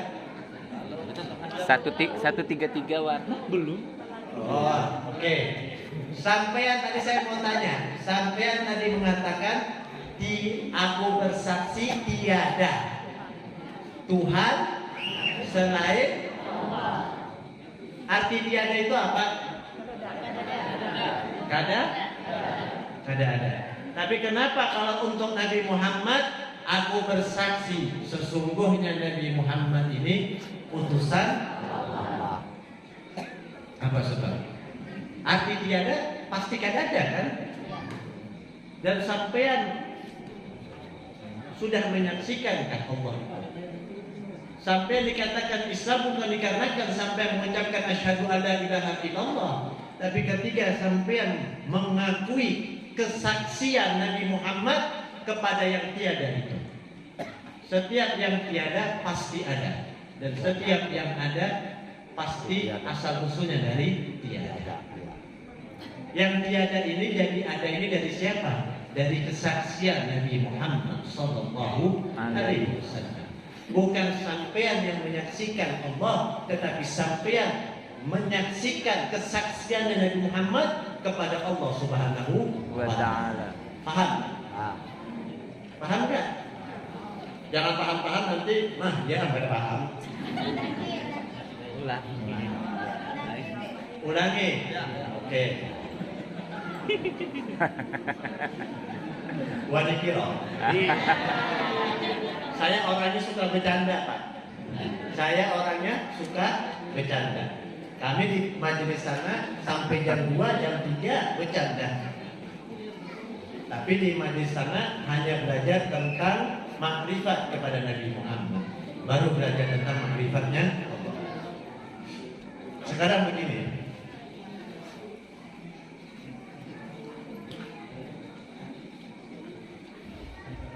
Ini apa Pak? sebabnya ada rokok? Nah, sebabnya ada habis lah. Habis. Ada rokok apa? Ya ada. Ada. Kalau sampai bilang ini rokok, salah, ini kotak, bukan rokok. Bungkusnya bukan rokok. Tapi sampai mengatakan itu adalah rokok, maupun ditutup maupun kosong, tetap sampai bilang itu rokok. Ya kan? Ketika ditutup ini kelihatan nggak rokoknya? Hah? Tapi sampai yakin itu adalah rokok, bukan bungkusnya rokok. Pasti dan ada rokok nggak? Dikasih, oh iya rokok sempurna, selesai. Coba tanya, ada bungkus rokok nggak? Enggak. Pasti mereka bilang rokok sempurna, rokok Cisamsu, rokok Marlboro. Timbulnya ini dikatakan rokok dari mana? Dari isinya. Ketika isinya ditutup ini, sampean ada apa tiada yang di dalam ini? Ada kelihatan. Tapi sampean yakin memang ada kelihatan, tapi dikarenakan ada dari bungkusnya rokok. Begitu juga Allah. Sampean menyaksikan maupun sampean menganggap tiada Tuhan. Tidak ada sudah. Artinya tiada. Yang saya maksudkan tiada artinya ada. Tapi sampean yakin tetap ada Allah. Kenapa? Karena dari kesaksian Nabi Muhammad sallallahu alaihi wasallam. Bukan dari kesaksian Nabi Allah ada. Nggak ada makhluk yang bisa menyaksikan Allah kecuali sumbernya. Siapa sumbernya? Nabi Muhammad. Ini kayak gini Pak. Ya. Allah itu sendiri tadinya.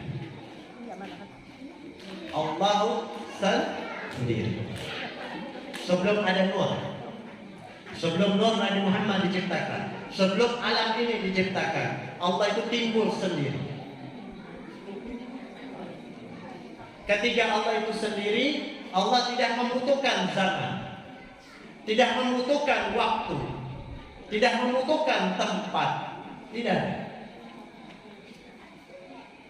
Tetapi Allah ini yang tadinya sendiri tidak membutuhkan tempat, tidak membutuhkan zaman, supaya Allah ini harus dinamakan Esa. Tidak bisa keesaannya itu dari dirinya tanpa ada yang memberitahukan tentang keesaannya. Betul atau tidak? Sampean punya anak, ya ada yang memberitahukan itu anak sampean dari diri sampean kah, apa dari masyarakat yang kenal dengan sampean? Dari masyarakat.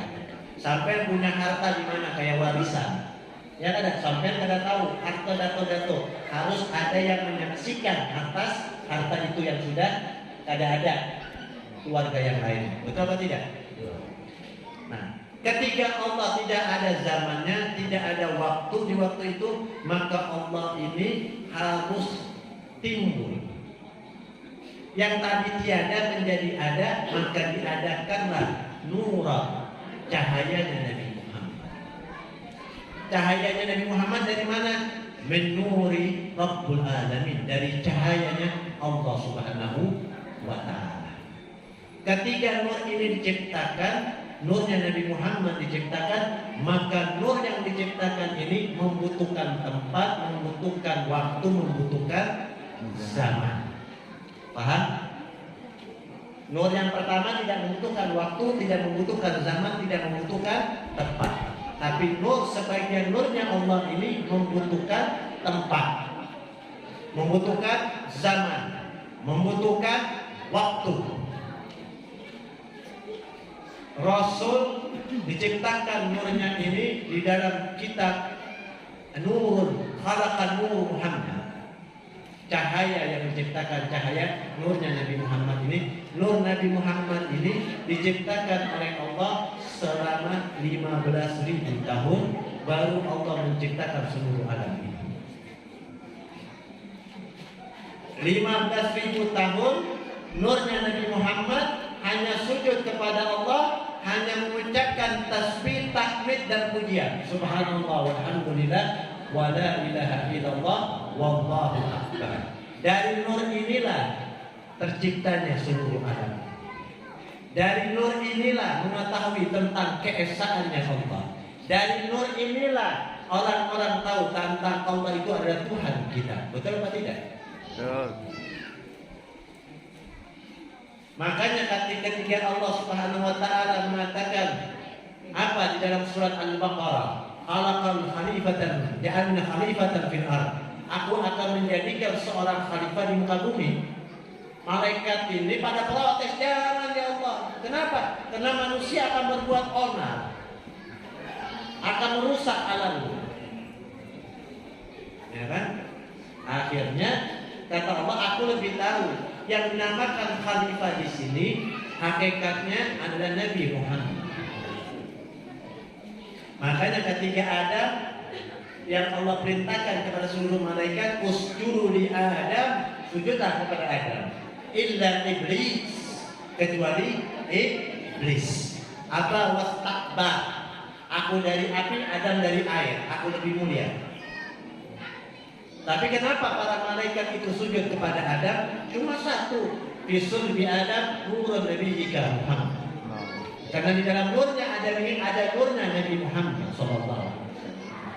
Kalau seandainya nggak ada nurnya Nabi Muhammad, jangan harap malaikat itu akan sujud kepada Adam. Nggak akan sujud. Makanya jangan kita lupakan kepada Nabi Muhammad.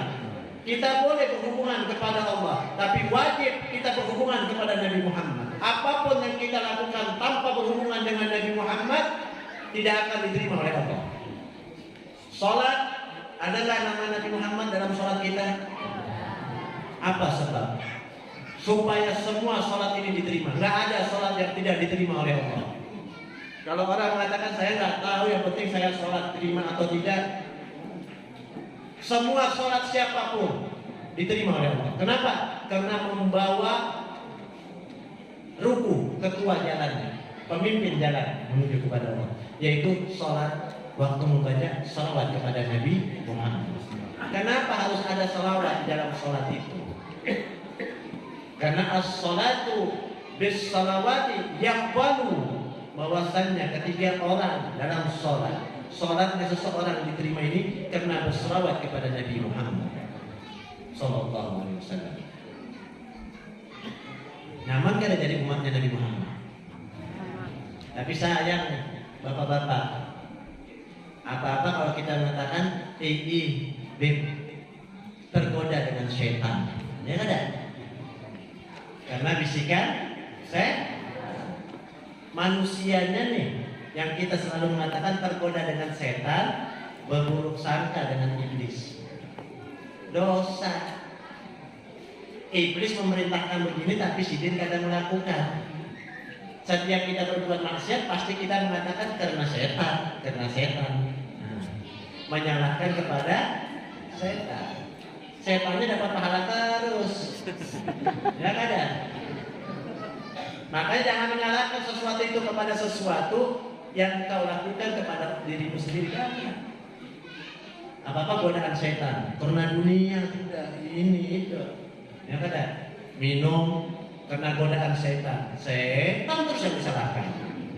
Kapan wujudnya setan? Ya kan? Yang melakukan dirimu, ya pasti dirimu, bukan setan. Makanya sesuatu itu jangan sampai kita menyalahkan kepada makhluk Allah apapun dia. Setan tugasnya hanya untuk menggoda. Setan tugasnya hanya untuk menggoda. Tinggal kita yang mau masukkan, mau kadakan, silakan. Kalau kita ikut omongan setan, berarti sama saja kita dengan bukan saya yang memanggil dia. Ya kan? Saya nih ada orang gila, ya kan? Atau guru Fahri nih, ada orang mabok dipukul sama guru Fahri. Yang pintar guru Fahri kah apa pemaboknya? Hah? Dua-duanya ya. Gak ada usaha lagi dibilang pintar. Ya kan ya? Gak ada usaha. Dua-duanya sama-sama mabok. Kenapa? Memukul orang yang mabok sama juga kau dirimu mabok. Duduk dengan orang ikan, dirimu bukan tukang ikan, tetap orang mengatakan dirimu tukang ikan. Selesai. Maka di dalam kehidupan ini jangan kita menyalahkan apapun. Jangan menyalahkan makhluk Allah maupun dia bukan muslim. Saya di masjid, saya berani sumpah. Demi Allah, saya pernah satu kursi dengan orang Katolik. Saya mau ke Solo, ketemu dengan almarhum Habib Anis. Saya dari Pekalongan mau ke Solo, waktu itu Habib Anis masih hidup. Saya duduk, lupa saya membeli air minum. Akhirnya saya duduk sebelah perempuan Katolik. Dulu kalau ditanya bungas, bungas, ujung. Ya, cerita ini berkenalan, ya, kenalan cerita ini panjang lebar. Pekalongan Solo ini waktu itu belum ada tol, perjalanan sekitar 7 jam. Karena terlalu banyak cerita, kering tenggorokan. Yang perempuan ini membawa air aqua 1 botol. 1 botol. Dia buka air aqua, dia minum. Saya lihat. Katanya, kenapa kau lihat aku? Saya bilang, saya haus, lupa membawa air.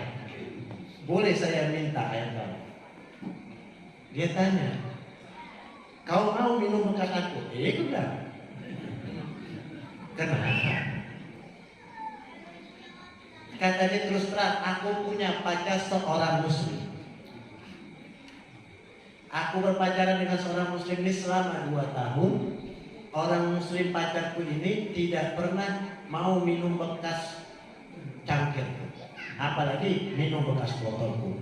Kau yang baru aku kenal, kita ngobrol asik, dan kau minta airku yang bekas aku minum. Ya saya bilang, saya lupa beli air, kehausan.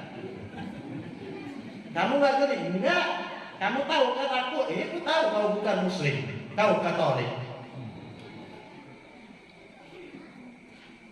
Kamu gak geli enggak? Kenapa kamu gak geli? Saya bilang karena satu, kamu manusia, saya manusia. Kamu diciptakan dari Tuhan, aku juga diciptakan dari Tuhan. Tuhan yang bisa menyembah kepada siapa? Ya kepada Allah katanya. Ya sudah, nabiku juga Nabi Muhammad menyembah kepada Allah, sama aja. Ya kan? Aku minum air, saya minum. Kenapa? Karena saya menganggap dia seorang muslim, seorang manusia, bukan seorang yang najis. Apakah keislaman saya berkurang? Tidak.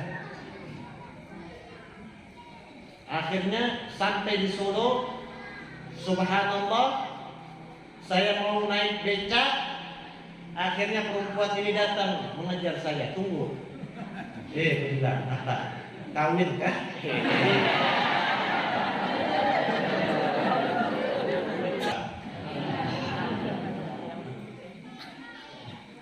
Saya bilang, ayo masuk Islam. Saya bawa ke tempat Habib Anis. Oleh Habib Anis Islam. Ya. Nggak ada orang mesti dengan apapun. Tapi pemilik kita ini cuma satu yang kita miliki, yang nggak bisa diambil oleh siapapun, yang bukan titipan. Harta kita yang bukan titipan cuma satu.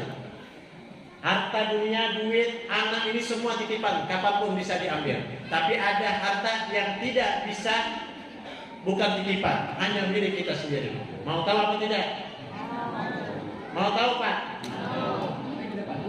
2 minggu lagi. Cuma satu yang milik kita, bukan titipan Allah. Apa? Cinta. Itu harta yang besar. Cinta itu nggak bisa diambil kepada siapapun, bukan titipan, milik kita. Makanya kalau untuk Islam, untuk Nabi, untuk Allah jangan permisif. Ya kan? Jangan permisif. Kalau untuk Allah, untuk Rasul, apapun kita korbankan. Kenapa? Mungkin dari harta itulah kita bisa membawa harta ini membawa kita ke dalam surganya. Nah itu permisif. Nah itu Abuya, biar tempat ini mudah-mudahan Allah kabulkan hajatnya. Keluarga kita yang dalam keadaan sakit Allah sembuhkan penyakitnya. Keluarga kita, ayah kita, ibu kita, siapapun saudara kita yang sudah meninggal, mudah-mudahan di alam kuburnya mendapatkan Raudhatul Jannah. Kuburnya dijauhkan dari azab kubur. Dan mudah-mudahan kita semua kelak akan dikumpulkan bersama Nabi Muhammad sallallahu alaihi wa ala alihi wasallam. Saya minta ampun, minta maaf kalau perkataan saya kurang enak atau menyinggung. Tapi semua ini hanya untuk kita bertemu bertatap muka sampai dunia dan akhirat. Amin. Sampai semua ini adalah umat dari Datuk kami Muhammad. Kalau sampai umatnya Rasulullah, saya tidak pernah menganggap sampean ini orang lain. Saya menganggap yang hadir ini adalah keluarga saya dunia dan di akhirat. Mudah-mudahan kita bertemu lagi. Ya. Wabillahi taufiq hidayah. Wassalamualaikum warahmatullahi wabarakatuh.